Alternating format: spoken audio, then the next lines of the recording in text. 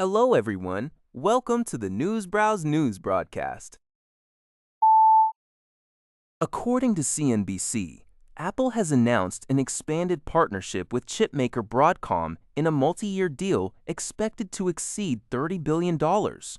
This agreement marks Apple's largest U.S. manufacturing commitment to date, which is a key priority under its $600 billion, four-year U.S. investment plan first announced in 2025. The deal is expected to result in the production of more than 15 billion U.S.-made chips. It also features a $1.5 billion expansion of Broadcom's manufacturing facility in Fort Collins, Colorado. Under the long-term agreement, which runs through 2031, Broadcom will develop and supply custom ASIC silicon products and connectivity components for cellular, Wi-Fi, and Bluetooth networks. For outgoing Apple CEO Tim Cook, the decision is a strategic move to emphasize domestic production, aligning with a signature policy of the Trump administration. Cook expressed his gratitude to President Donald Trump and his administration for supporting the initiative. Broadcom CEO Hock Tan noted that this massive commitment will enable the company to significantly grow its manufacturing footprint in Colorado. According to a report by the Liberty Times, British Prime Minister Keir Starmer has announced a major defense initiative at the annual NATO summit in Ankara. Under the plan, the United Kingdom will lead a coalition of approximately 12 European nations to develop a new generation of long-range precision missiles. The alliance is projected to invest $50 billion over the next 10 years to enhance their collective defense and deterrence capabilities. These state-of-the-art weapons are designed to deliver highly accurate strikes on targets ranging from 300 kilometers to more than 2,000 kilometers away. Amid ongoing geopolitical tensions, including the conflicts in Ukraine and the Middle East, Prime Minister Starmer emphasized the critical need for NATO allies to demonstrate strength and unity. This landmark defense agreement comes at a crucial time as the transatlantic alliance faces internal strain. With U.S. President Donald Trump adopting a critical stance toward European allies and gradually scaling back Washington's involvement in regional security.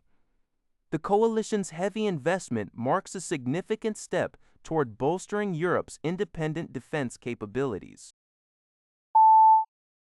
According to NBC News, the U.S. Commerce Department has lifted the export control restrictions on Anthropic's powerful Fable 5 AI model, allowing public access to be restored. Fable 5, part of the Claude family, was forced offline on June 12 alongside its more powerful sibling, Mythos 5, after senior administration officials raised concerns that users could circumvent the model's cybersecurity and biological safety guardrails.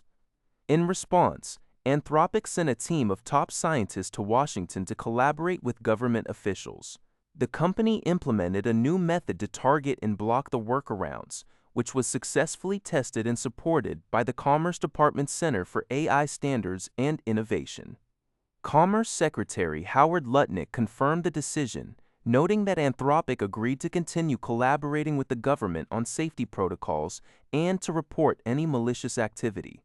While Mythos 5 remains restricted to about 100 trusted organizations, Fable 5 will be fully accessible to the general public again. This temporary ban marks a significant shift toward proactive government oversight as AI systems become increasingly advanced. According to a report by Liberty Times, U.S. Defense Secretary Pete Hegseth canceled a scheduled meeting on July 8 with Israeli Prime Minister Benjamin Netanyahu. Observers speculate that the cancellation was intended to avoid discussions regarding the controversial sale of F-35 fighter jets to Turkey, a move that would heavily impact Middle Eastern geopolitics.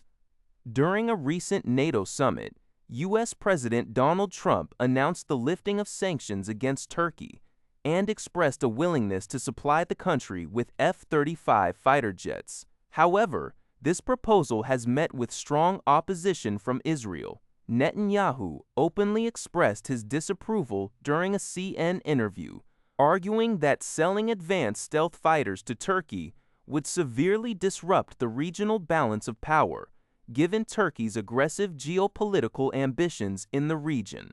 Hegseth was also scheduled to meet with Israeli Defense Minister Israel Katz to discuss pressing regional issues, particularly concerning Iran. The U.S. Embassy in Israel has declined to comment on the cancellation of these high-level meetings, leaving the diplomatic community to parse the growing tension over U.S. defense policy under the current administration. According to Jackie Press, Hiroshima's municipal government announced that representatives from a record 127 countries and regions, alongside the European Union, are expected to attend the Peace Memorial Ceremony on August 6. The ceremony honors the victims of the 196th Itau-Duliborg dis atomic bombing of the city. This year's projected attendance surpasses the previous record of 120 countries and regions, plus the EU, which was set last year. A city official noted that global efforts to convey the tragic realities of the atomic bombing and the desire for peace are garnering renewed international attention. Among nuclear-armed nations, Britain, France, India, and Israel have scheduled their attendance. Meanwhile, the United States is currently adjusting its schedule, and China, Pakistan, and North Korea have yet to respond to the invitations. An official from the Russian embassy in Tokyo indicated that Russia will not attend the event, marking the 5th consecutive year the country has skipped the ceremony since its invasion of Ukraine began in February 2022. That's all for this video. Thank you for watching. See you in the next video.